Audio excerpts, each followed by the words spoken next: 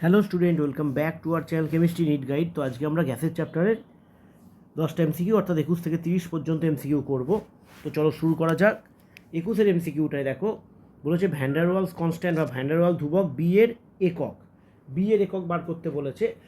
তো আমরা জানি P plus N square A by V square, এটা হচ্ছে রিয়েল গ্যাস বা বাস্তব গ্যাসের সমীকরণ। তো এখানে এইভাবে মনে রাখবে তোমরা যে ভি এর সাথে দেখো এন বির বিয়োগ হচ্ছে, এখানে মাইনাস হচ্ছে। তো ভি এর যেটা ইউনিট সেটাই হবে এন বি এর ইউনিট। অর্থাৎ আমরা জেনারেলি টাকার সঙ্গে টাকা বিয়োগ করি, বা মিটারের সঙ্গে মিটার বিয়োগ হয়, বা যোগ হয়, সেন্টিমিটারের সঙ্গে সেন্টিমিটার হয়। অর্থাৎ এখানে ভি এর যা ইউনিট হবে এন বি এর ইউনিটটাও সেম হবে। অর্থাৎ আমরা এইভাবে মনে রাখতে পারি এন ভি বি এর একক বা ইউনিট ইজ ইকুয়াল টু ভলিউমের ইউনিট। তাহলে ভলিউমের ইউনিট কি? লিটার। তাহলে বি এর unit is equal to litre মোল, অর্থাৎ লিটার মোল ইনভার্স। অর্থাৎ আমরা দেখতে পাচ্ছি এখানে অপশান ডিটা আছে, লিটার মোল ইনভার্স। নেক্সট এই ইকুয়েশন থেকেই দেখো চলে আসবে এর একক, ভ্যান্ডারওয়াল কনস্ট্যান্ট এর একক। তাহলে দেখো এখানে পি এর সঙ্গে এইটা যোগ হচ্ছে, অর্থাৎ পি এর যেটা একক হবে এই গোটাটার একক সেম হবে। অর্থাৎ N square A by V square এর একক ইজ ইকুয়াল টু পি এর একক। পি এর একক মানে অ্যাটমসফিয়ার। তাহলে এর এককটাকে যদি আমরা বাঁদিকে রাখি, তাহলে এদিকে চলে গেল অ্যাটমসফিয়ার। দেখো ভি স্কোয়ারটা নিচে ছিল, ভি স্কোয়ারের একক হবে এখানে, ভি স্কোয়ারের একক মানে হচ্ছে লিটার স্কোয়ার। আর এন স্কোয়ারটা দিকে উপরে ছিল, এন স্কোয়ারটা নিচে চলে এলো, এন স্কোয়ারের একক হবে নিচে মোল স্কোয়ার। তাহলে এখানে আমরা দেখতে পাচ্ছি ATM litre square mole inverse 2, option এটা এখানে রাইট অ্যান্সার। তো এগুলো আমি বলবো মুখস্থ না করে এক্সামের সময় নিজেরা বার করে নেবে, তাহলে তোমাদের সুবিধা হবে। আচ্ছা, নেক্সট কোশ্চেন আছে কোন গ্যাসের সংকট তাপমাত্রা সর্বোচ্চ। দেখো সংকট তাপমাত্রা মুখস্থ রাখা তো অত সহজ নয় এবং সম্ভব নয়, প্রচুর গ্যাস আছে। কিন্তু একটা জিনিস মনে রাখবে তোমরা, সংকট তাপমাত্রা তাদের ক্ষেত্রে বেশি হবে যাদের ক্ষেত্রে আন্তরাণবিক আকর্ষণ বলটা বেশি হবে। আর আন্তরাণবিক আকর্ষণ বল কাদের ক্ষেত্রে বেশি হবে? যাদের আণবিক ভর বা আণবিক ওজনটা বেশি। অর্থাৎ আমি এখানে লিখে দিচ্ছি, দেখো দেখো কি লিখলাম, CO2 গ্যাসের CO2 গ্যাসের আণবিক ওজন সর্বাধিক হওয়ার জন্য, তোমরা বুঝতেই পারছো এগুলো তো বারবার করা সম্ভব নয়। 28, এর হচ্ছে 32, এর হচ্ছে 44, এর হচ্ছে 2। ঠিক আছে? তো CO2 গ্যাসের আণবিক ওজনটা সর্বাধিক হওয়ার জন্য এর মধ্যে আন্তরাণবিক আকর্ষণ বলের মান বেশি হয়। অর্থাৎ যার আণবিক ওজন বেশি হবে তার মধ্যে আভ্যন্তরীণ আকর্ষণ বল অর্থাৎ ভ্যান্ডারওয়াল ফোর্স অফ অ্যাট্রাকশানটা বেশি হবে। অর্থাৎ এম এর সঙ্গে আন্তরাণবিক আকর্ষণ বলটা সমানুপাতিক। আন্তরাণবিক আকর্ষণ বলটা এম এর সঙ্গে মলিকুলার ওয়েট বা মলিকুলার মাস এর সাথে আন্তরাণবিক আকর্ষণ বলটা সমানুপাতিক। অর্থাৎ যারই তুমি দেখবে আন্তরাণবিক আকর্ষণ বলটা বেশি কার হবে? যার এম এর মানটা বেশি হবে। অর্থাৎ এম এর মান CO2 ক্ষেত্রে হচ্ছে 44। ঠিক আছে? এবার যার ক্ষেত্রে এই আকর্ষণ বলটা বেশি হবে অটোমেটিক্যালি তার টিসিটা বা সংকট উষ্ণতাটা বেশি হবে। অর্থাৎ এখানে অপশান সি বেশি। অর্থাৎ আমরা একটা জিনিস বুঝতে পারলাম, এটা 1 নম্বর, তোমরা সুন্দর করে লিখে নেবে, ভাষায় লিখবে মানে আণবিক ওজন সমানুপাতিক আন্তরাণবিক আকর্ষণ বল। আর 2 নম্বর যদি করো যে এম এর সঙ্গে সমানুপাতিক হচ্ছে টিসি, যার এম এর মান বেশি তার টিসিটা বেশি হচ্ছে। নেক্সট কোশ্চেন, কোন গ্যাস মিশ্রণের ক্ষেত্রে ডাল্টনের আংশিক চাপ সূত্রটা প্রযোজ্য নয়। দেখো ডাল্টনের আংশিক চাপ সূত্র প্রযোজ্য কাদের ক্ষেত্রে? সেই সমস্ত গ্যাস মিশ্রণ যারা নিজেদের মধ্যে বিক্রিয়া করে না, রাসায়নিক বিক্রিয়ায় অংশগ্রহণ করে না। কিন্তু তোমরা মাধ্যমিক লেভেলেই পড়ে এসছো, খেয়াল করে দেখবে এটা তোমরা পড়েই এসছো মাধ্যমিক লেভেলে, যে দুটি গ্যাস বিক্রিয়া করে একটি কঠিন পদার্থ উৎপন্ন করে। অর্থাৎ এরা বিক্রিয়া করে, এটা পরিষ্কার। এর সাথেও বিক্রিয়া করবে, HBr বিক্রিয়া করতে পারে। তার মানে যাই হোক এরা নিজেদের মধ্যে বিক্রিয়া করছে। তা নিজেদের মধ্যে যদি বিক্রিয়া করে গ্যাসগুলো, তাহলে তাদের ক্ষেত্রে ডাল্টনের আংশিক চাপ সূত্র প্রযোজ্য কোনো মতেই হবে না। নেক্সট কোশ্চেন বলছে একটি নির্দিষ্ট উষ্ণতায় O2 অণুর গড় বর্গবেগের বর্গমূল ওই সম উষ্ণতায় অপর একটি গ্যাসের অণুর √2 গুণ। তাহলে বলেছে অপর গ্যাসটির আণবিক ভর কত। তাহলে যেটা বলেছে সেটা আমরা আগে লিখে ফেলি। দেখো কী লিখে ফেললাম, এইটা লিখে ফেললাম, O2 অণুর গড় বর্গবেগের বর্গমূল।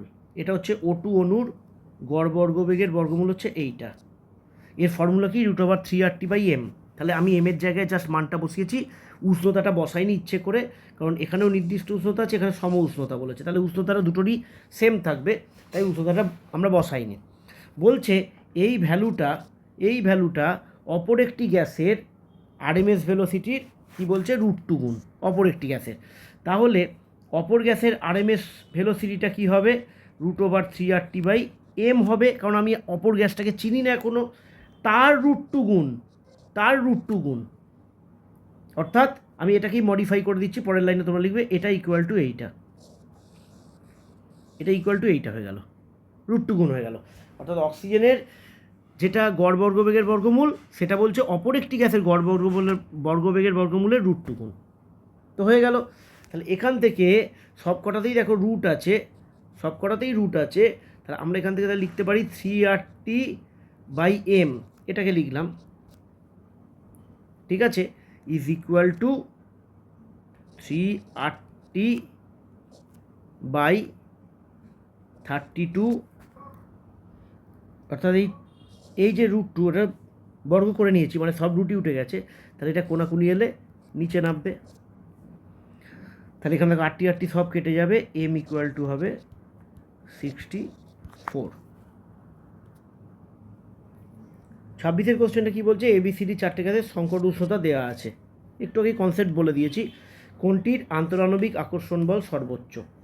দেখো এখানে বলা আছে যে এমটা সমানুপাতিক TC, অর্থাৎ এম এর ভ্যালু যার বেশি তার সংকট উষ্ণতা বেশি, আবার এম এর ভ্যালু বেশি হলে তার আকর্ষণ বল বেশি, অর্থাৎ যার এম এর ভ্যালু বেশি হবে তার আকর্ষণ বলও বেশি, সংকট উষ্ণতাও বেশি। অর্থাৎ এখানে যার সংকট উষ্ণতা বেশি তারই আকর্ষণ বলের মান সবথেকে বেশি, অর্থাৎ এখানে ডি এরটা অ্যান্সার হবে। নেক্সট কোশ্চেন বলছে, দেখো কোন শর্তে T1 মানে কেলভিন উষ্ণতায় গ্যাসের অণুর গড় বেগ, তো T1 এর গড় বেগ কত হবে, অ্যাভারেজ ভেলোসিটি যেটা আছে আমাদের 8, আর এখানে T1 বসালাম /πm, আর T2 উষ্ণতায় বলেছে সম্ভাব্যতম বেগের সমান হবে, অর্থাৎ CM ইকুয়াল টু √2RT/m, ঠিক আছে, এই দুটোকে সমান হতে হবে বলেছে, এটা T2। তাহলে যদি দুটোকে আমরা ইকুয়াল করে দিই, সমান করতে বলেছে আমাদের, তাহলে এই দুটো সমান হবে, রুট তুলে দিলে দেখো রুটটা তুলে দিলাম, আর বাদ চলে গেল, এমও চলে গেল, তাহলে পড়ে রইল কি, এইটা পড়ে রইল। এবার এর ভ্যালুটা কিন্তু 2 এর থেকে বড়, এর ভ্যালুটা রাফলি ধরো 2 point something into T1 equal to 2T2, ঠিক আছে, তাহলে T1 ইকুয়াল টু কী হলো, 2/2 পয়েন্ট সামথিং T2। অর্থাৎ আমরা বুঝতে পারছি দুটোকে যদি সমান হতে হয় তাহলে এইটাকে বড় হতে হবে, কেন, আরেকটা দিক দিয়ে দেখাচ্ছি। ধরো এটা তোমরা জানো ফর্মুলা থেকে যে সি অ্যাভারেজের ভ্যালুটা বড় হয়, তাহলে সি অ্যাভারেজের ভ্যালুটা বড় হয়, এর মধ্যে ঢুকে আছে T1 আর এর মধ্যে ঢুকে আছে T2, তাহলে এই ভ্যালুটা বেশি আছে, তাহলে এই ভ্যালুটাকে কমাতে হবে, সমান করতে গেলে এই ভ্যালুটাকে কমাতে হবে, মানে এটাকে কম হতে হবে, এটাকে বেশি হতে হবে, তাহলে এখানে রাইট অ্যান্সার হচ্ছে T2 গ্রেটার দ্যান T1। তাহলে আগেরটার অ্যান্সারটা হলো আমাদের T2 গ্রেটার দ্যান T1। আচ্ছা, নেক্সট কোশ্চেন আছে, এসটিপিতে গ্যাসের ঘনত্ব দেওয়া আছে, ডেন্সিটি দেওয়া আছে, 7 ডিগ্রি সেন্টিগ্রেড উষ্ণতায় 2 atm চাপে 0.7 গ্রাম, উক্ত গ্যাসের মোলার গাঢ়ত্ব কত হবে? মোলার গাঢ়ত্ব মানে 1 মোলের গাঢ়ত্ব কত হবে? এই প্রবলেমটা দেখো একটুখানি বড় হবে, দুটো স্টেপে হবে অঙ্কটা। তো প্রথমে আমরা জানি D equal to PM/RT, M equal to DRT/P। এখানে ভ্যালুগুলো যদি বসাই 1.25, আর এর ভ্যালু 0.0821, 273 আছে, কারণ এটা 273 হলো, এসটিপিতে বলেছে, ঘনত্বটা এসটিপিতে। তাই এখান থেকে আমরা প্রথমে এগুলো মোটামুটি ক্যালকুলেশন করে তোমরা দেখো 28 হচ্ছে। তাহলে মোলার মাস যেটা, মোলার ভর হলো 28।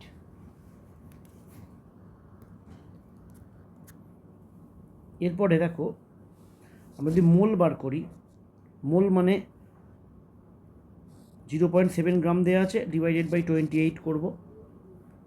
তাহলে এটা হচ্ছে এর মোল 0.025, এটা হচ্ছে মোল।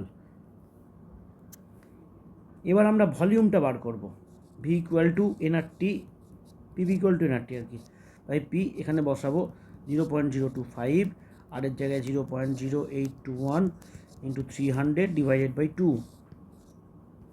এটা রাফলি একটা ক্যালকুলেশন যদি আমরা করি তাহলে ভ্যালুটা আসবে 0.308 লিটার। এইবার গাঢ়ত্ব বার করতে বলেছে। গাঢ়ত্ব মানে হচ্ছে মোল বাই আয়তন।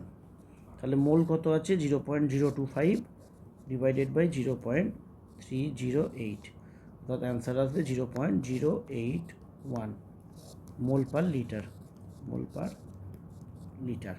অর্থাৎ এখানে আমাদের অ্যান্সার হচ্ছে অপশান বিটা। একটু বড়, এত বড় এমসিকিউ হয়তো দেবে না, একটু বড় হয়ে গেছে এমসিকিউটা। নেক্সট কোশ্চেন, অনেকবার হয়েছে এর আগে। সম উষ্ণতায় কোনটির গড় বর্গবেগের বর্গমূল সর্বাধিক? গড় বর্গবেগের বর্গমূল বলেছে, অর্থাৎ সিআরএমএস।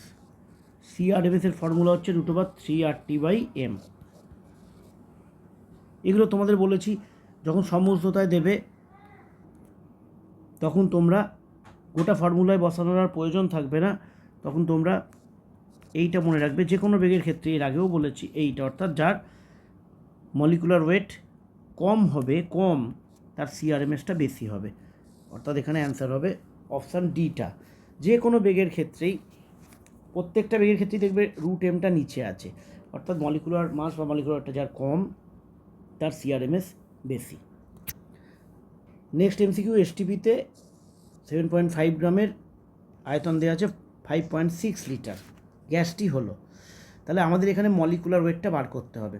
আমরা জানি এসটিপিতে যেটা মলিকুলার ওয়েট তাতে আয়তন হয় 22.4 লিটার, ঠিক আছে। তাহলে 22.4 লিটারের দেখো এটা 4 ভাগ আছে, 4 ভাগ, মানে 22.4কে যদি আমি 4 দিয়ে ভাগ করি তাহলে হয় 5.6 লিটার। অর্থাৎ এটাকে আমাদের এটা 4 ভাগ পরিমাণের আয়তন হচ্ছে এইটা। ওই কি নিয়ম না করে মুখেই করা যেত। 5.6 লিটারের যে ভর সেটা হচ্ছে এত গ্রাম, তাহলে 22.4 লিটারের ভর কত হবে, 7.5 ইন্টু 4। তাহলে এখানে আমাদের আসবে 4 7 28, 0.4 4 বার, তার মানে আসছে 30। কোনটা হচ্ছে আমাদের, 30টা হচ্ছে মলিকুলার ওয়েট বা মলিকুলার মাস। তাহলে এন দেখো, N14 আর O16, তাহলে এটা হলো 30। এই ছিল 10টা এমসিকিউ। নেক্সট ভিডিওতে আবার আমরা 10টা এমসিকিউ নিয়ে আসছি।